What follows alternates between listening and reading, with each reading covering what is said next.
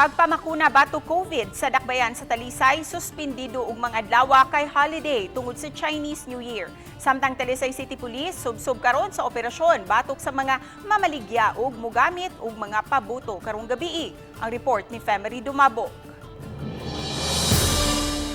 Subsob karon ang operasyon sa Talisay City Police sa mga tindahan, ilabi na sa mga sulunon nga dapit. Di imposibleng tago-tago lang ang pagpamaligya og mga pabuto nga gamiton kini sa pagsugat karong gabi sa Chinese New Year. Mibahad ang hepe sa Talisay City Police nga sakmiton gyud nila ang mga pabuto ug sikupon ang mga namaligya. Lakip sa gidili gihapon ang fireworks display.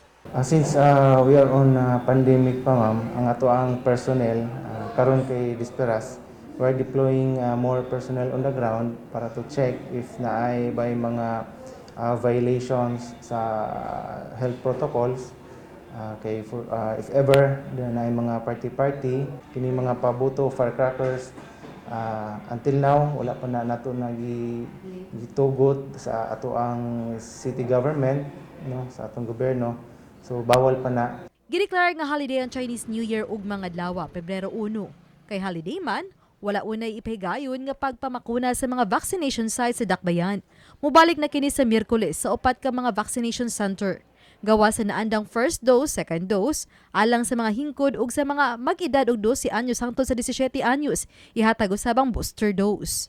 Dawaton gihapon ang mga walk-in nga gustong magpabakuna. Uba ni Jun Solon.